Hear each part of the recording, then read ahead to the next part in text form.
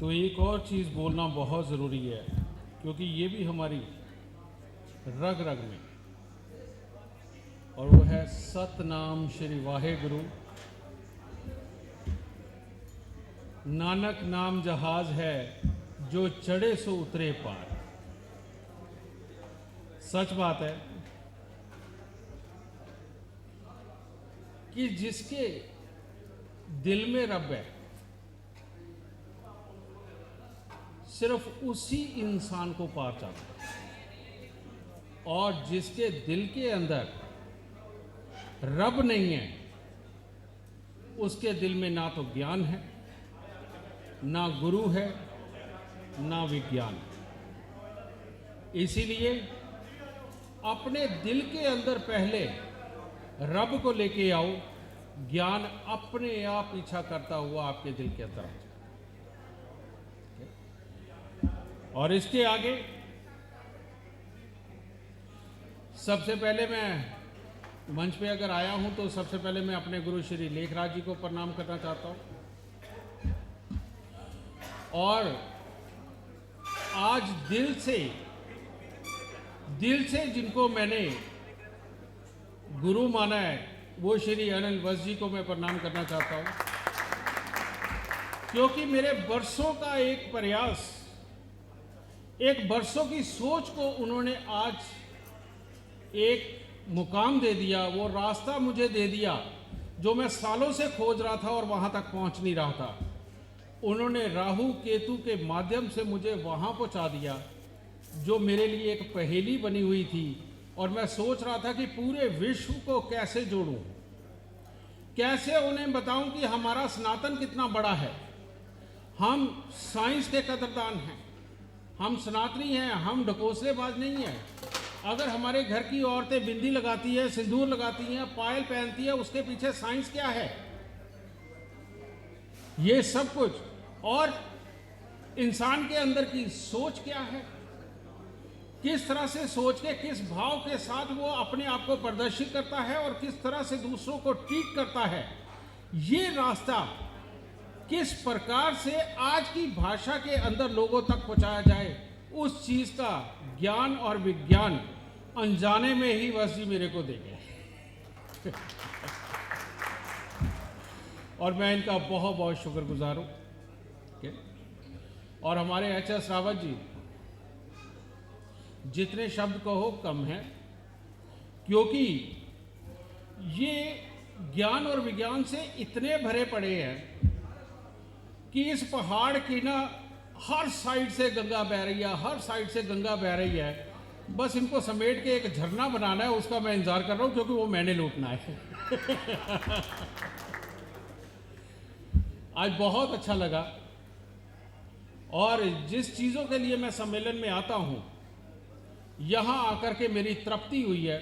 सबसे पहली तृप्ति मैं आपको बताऊं, मुझे जैस्मिन को सुन के हुई कि इतनी नई उम्र का बच्चा इतने गहरे विज्ञान को कितने आसान शब्दों में परोके दे गया।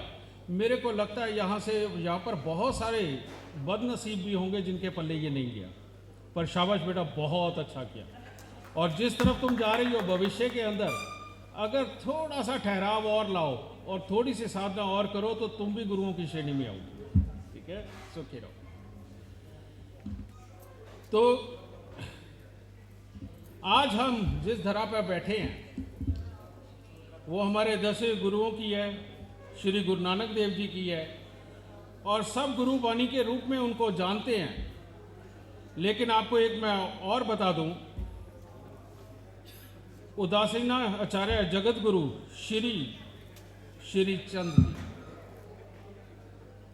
नानक देव जी के सुपुत्र,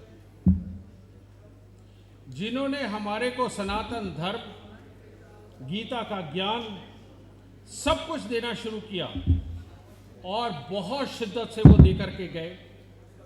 क्योंकि इस धरती पर हमारे ही घर के जो बड़े पुत्र हुआ करते थे वो सरदार बनते थे,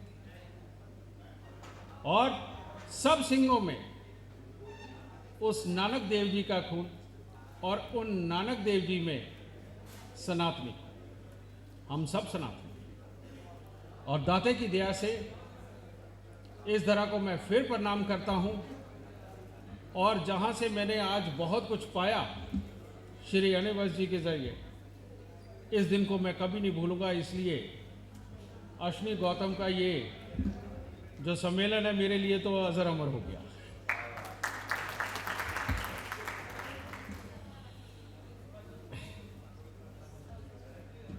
सच बात है, हम बात तो करते हैं राहु केतु की, मुझे लग रहा है ये केतु वाले सारे आगे बैठे हैं, राहु वाले सारे पीछे बैठे हैं, और जो केतु को भी तंग करी जा रहे हैं ये नहीं होना चाहिए। ठीक है, तो पुत्र केतु बन, ठीक है, क्योंकि ज्योतिष सम्मेलन है तो फिर ज्योतिष में ही बात करेंगे ना।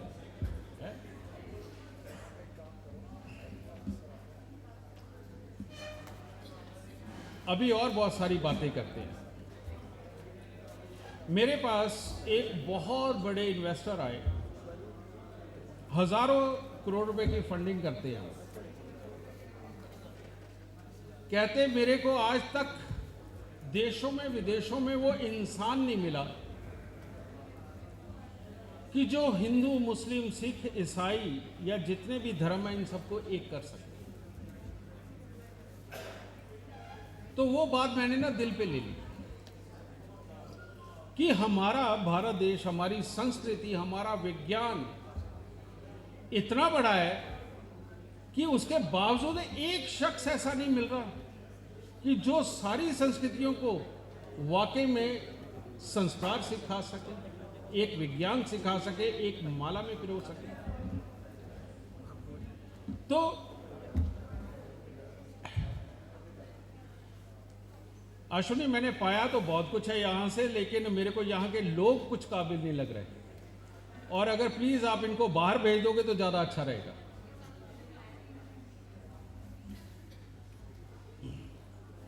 जब ये बात हुई तो उसके बाद जो मैं रास्ता तलाश रहा था, रास्ता एक ही है, हर इंसान हर धर्म में पैदा होता है, उसके सुख दुख, उसके कर्म, उसकी सब कुछ एक दूसरे से मैच होती है। वही सुख आते हैं, वही दुख आते हैं, वही सब कुछ होता है, वही फीलिंग होती है, वो रोता भी है, हंसता भी। ये सारी चीज हर इंसान के साथ होती है, वो चाहे किसी भी धर्म का हो। माँ बाप के लिए प्यार, भाई बहन के लिए प्यार, सारे का सारा सेम होता है। तो फिर ये क्यों कि हम ये और वो? उसके पीछे एक कारण रहा कि कुछ लोग अपने आप को स्थापित करने के लिए लोगों को कुछ ऐसा दे गए कि जो उनको नहीं देना चाहिए था। जो थे वो वैसे ही नेचुरल रहते तो ज्यादा अच्छे थे। तो लेकिन उसमें क्या, ये सब कुछ डिवाइड हो। लेकिन साइंस एक ऐसी चीज है जो हर इंसान के लिए, हर जीव के लिए बराबर काम करती है। और उसी साइंस के बारे में मैं सोच रहा था कि ऐसा क्या लिखूं, ऐसा क्या दूं दुनिया को कि जिससे वापस सारी दुनिया एक होनी शुरू हो जाए, और ये सनातन हमारा, ये हमारी संस्कृति वापस ये इतनी बड़ी हो जाए कि पूरा जगत ये कहने के लिए मजबूर हो जाए कि हम सनातनी हैं। उसके लिए जो मैं प्रयास कर रहा था, वो मेरा प्रयास 2 तारीख रात को, 2 फरवरी रात को 12:05 पे आप सबके हाथों में होगा, आप सबके समक्ष होगा। उस दिन मैं देने जा रहा हूं उस प्रयास का पहला। उसमें क्या होगा? उसके अंदर होगा कि आपको अपने जीवन का कोई सुख, कोई दुख ढूंढने के लिए कहीं नहीं जाना पड़ेगा। अपना फोन खोलो, डेट ऑफ बर्थ टाइम डालो, जाओ जो मर्जी चीज की डेट देख लो। आपके बच्चा कब होगा, शादी कब होगी, नौकरी कब लगेगी, छूटेगी कब, बिजनेस में कब अमीर होगे, कब गरीब होगे, कौन सी बीमारी होगी, और ये तक होगा कि कौन सी बीमारी होगी और कितनी तारीख को। अगर ये विज्ञान था, हमारे भारत देश में ही था, तभी तो मैं खोज पाया। बस एक ही फर्क है मेरे में और बाकियों में, मेरे को पहले 5 गुरु मिले जिन्होंने मुझे बहुत कुछ दिया। छठे गुरु श्री लेखराज जी मिले, और साथ में आज 7वें नंबर पे केतु का नंबर लेकर के श्री अनिल वत्स जी आ गए। ये केतु का जिक्र क्यों किया मैंने? इसमें भी थोड़ा सा ज्योतिष डालते हैं। अगर मैं अनिल वत्स जी की बात करूं, इन्होंने एक बहुत बढ़िया बात कही कि मोक्ष का कारक केतु, बिल्कुल सत्य, और पॉजिटिव सोच का कारक केतु, दिल से बात करने का कारक केतु, फील करने का कारक केतु। अब ये केतु लाल किताब कई रूपों में बनाती है। शुक्र शनि आपस में मिल जाए तो ऐश्वर्य वाला केतु। केतु स्वयं 9वें 12वें घर के अंदर हो तो मोक्ष कारक केतु। 12वें घर का मेरा भी है। और शनि चंद्र के साथ मिले तो दिल से प्यार करने वाला, विज्ञान को खोजने वाला, कला की कद्र करने वाला और परमात्मा के नाम पर सब कुछ लुटा देने वाला केतु, ये जरूर अनिल वत्स जी का होगा, शनि चंद्र का। तो जो मैं खोज रहा था उसका पहला जो मैं प्रयास किया, जो मैं चीज रखने जा रहा हूं एस्ट्रो साइंस के नाम से, 2 फरवरी रात को 12:05 के ऊपर इसका मुहूर्त है। वो आप सबके लिए होगा और सारी दुनिया के लिए होगा। लेकिन यहां से क्या, हमारे पास ये इतना बड़ा विज्ञान रहा, अगर मैं सम्मेलन में बोलूं यहां पर 10 जाने मान के और 100 जाने ना मान के जाएंगे, ये ऐसा तो हो ही नहीं सकता। इतनी बड़ी चीज कैसे दे सकता है कोई? और अगर मैं गुरुओं के आगे रखूं तो उनमें भी आपस में तर्क हो जाएंगे कि यार इस चीज का ये हल कैसे निकाल सकता है, ये बात हो जाएगी। तो मैं इन सब चक्रों में पड़ा ही नहीं। मैंने सिर्फ जिनको मैंने अपना बड़ा माना, जिनको मैंने अपने गुरु माना, उनको प्रणाम करके ये सारा कार्य करना था। मैंने करके अब दुनिया के हाथ में देने का फैसला कर लिया। दुनिया अब खुद फैसला करेगी कि वाकई में ये चीज़ बड़ी है और कितनी बड़ी है। अब ये दुनिया खुद फैसला करेगी और पूरी दुनिया इसको मानने के लिए मजबूर हो जाएगी, क्योंकि पूरे वर्ल्ड के अंदर कहते हैं ह्यूमन साइकोलॉजी एक ही है। अंग्रेजों को भी वही दुख होता है और हमें भी वही होता है, कालों को भी वही दुख होता है, हमें भी वही होता है। वही इमोशंस है, वही सुख दुख है, वही ग्रह हैं, इसलिए उनके ऊपर भी यही लागू होगा। और इसीलिए अगले 3 साल के अंदर ये वर्ल्ड की 60 भाषाओं में आएगी और अगले 5 साल के अंदर वर्ल्ड के अंदर 95 भाषाएं, 95 की 95 भाषा के अंदर ये ऐप होगी। ये इसलिए इतना बड़ा हम कदम रखने लगे क्योंकि मेरे को वो इन्वेस्टर की बात चुभ गई कि क्यों एक इंसान ऐसा है। हमारे पास इतने बड़े बड़े ऋषि मुनि हुए जिन्होंने एक लड़ी में सब कुछ पिरो दिया। अगर दांडी मार्च करने श्री गांधी जी निकले, सारा देश साथ हो लिया, तो किसी एक को अब और एक दांडी मार्च की जरूरत है जो पूरे विश्व को एक कर दे। उसका रास्ता नहीं मिल रहा था, उस रास्ते का आगाज करके उस दरवाजे के अंदर आज श्री अनिल वत्स जी ने मुझे डाल दिया।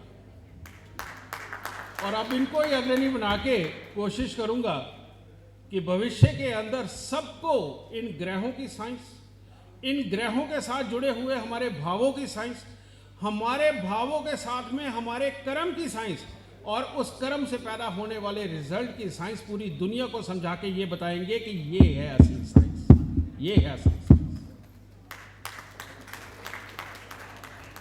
क्योंकि हमारे ऋषि मुनियों ने इतने बड़े प्रयास किए कि इंसान को अंदर तक से खंगाल डाला और इतने प्रयास किए कि आकाशीय ग्रहों को, नक्षत्रों को खंगाल के हमारे यहां पन्नों पे उतार डाला। और हम इतनी नालायक औलाद निकले कि उनके इतने बड़े प्रयासों को हमने सिर्फ एक काम बना डाला, उसको वापस उसी साइंस, उसी सोच, उसी कर्म के साथ में जोड़ते हुए हमें आगे अपने बच्चों को बड़ा करना है, ताकि हमारे बच्चे अपने घर में रहते हुए अपने अपने परिवार के, अपने भाव के, अपने कर्म के डॉक्टर स्वयं बने, ना कि बाहरी डॉक्टर बने। ये कार्य की अब शुरुआत हुई है और परमात्मा ने चाहा तो बहुत जल्दी सब कुछ होगा और पूरी साइंस होगी, पूरा विज्ञान होगा। उस साइंस और विज्ञान के अंदर हमारे भगवान कहाँ है, ये सबको अब ये सबको बहुत अच्छी तरह से समझ आएगा। इसीलिए मैं कहता हूँ कि जिसने ज्ञान को, विज्ञान को पाना हो, वो सबसे पहले अपने दिल के अंदर भगवान को उतार ले। जिस मर्जी भगवान को उतारे, लेकिन भगवान को दिल में उतारे, फिर देखिए कैसे ये ज्ञान मिलता है और विज्ञान मिलता है।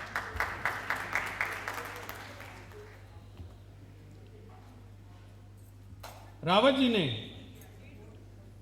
आज इतनी सुंदर व्याख्या करी गज केसरी योग की। यह सत्य बात है कि इसी तरह से लोग हमारे पास आते हैं और आके कहते कि मेरी गज केसरी योग है मेरी कुंडली के अंदर, मैं लुट के आया हूं। बिल्कुल सत्य। और किसी के यहां मां की कोख में आते ही बच्चे का ग्रह योग ऐसा प्रबल होता है ये गज केसरी योग के साथ, कि वो लहर बहर घर में कर देता है। तो इसके लिए जो रावत जी ने बोला वो बहुत बड़ी बातें बोली हैं, क्योंकि उसके अंदर सारे हालात बदलते हैं। लेकिन लाल किताब के अनुसार मैं आपको बता दूं कि जिसका भी चंद्र बृहस्पति इकट्ठा होगा गज केसरी योग, चाहे चौथे में, दूसरे में, 9वें में, जिस मर्जी का, अगर बुध 1 से 5 में, 1 से 6 घर के अंदर है, तो वो गज केसरी योग नहीं हो, वो कभी नहीं फल देगा। ऐसे में कहते हैं जो बाप पे बीती वो बेटे पे बीतेगी, और जो मां पे बीती वो बेटी पे बीतेगी। यानी वही जीवन जो पीछे से चलता आ रहा है मां बाप का, वो बीते। लेकिन अगर गज केसरी योग हो और बुध 7वें से लेके 12वें घर के अंदर बैठा हुआ हो, तो वो गज केसरी योग गरीब के घर में पैदा होने वाला राजा है, और जिसने राज ही भोगना है, ये लाल किताब कहते हैं। इस तरह से लाल किताब ने कुछ हिस्सों में बहुत आसानी दी। ओके?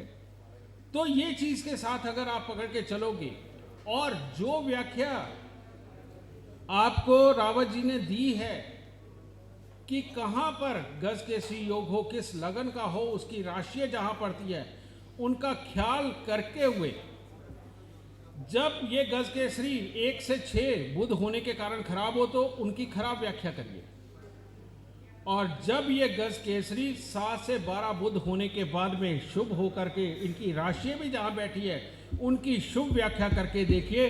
इन दोनों ज्योतिष का समावेश आपको मालामाल कर देगा और आपकी परीक्षा कभी झूठी नहीं जाएगी। और यह सत्य बात है कि लाल किताब लिखने वाले जो भी रहे, किसी को नहीं पता किसने लिखी,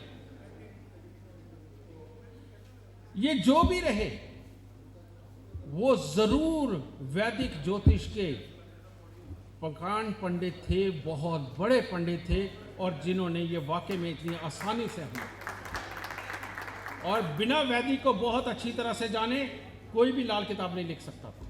ये ठीक वैसे ही हुआ है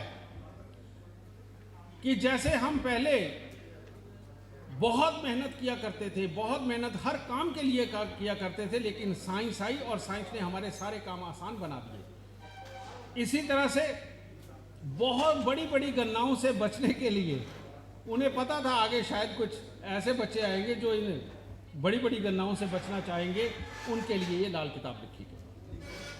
पर लाल किताब इतनी सरल नहीं है।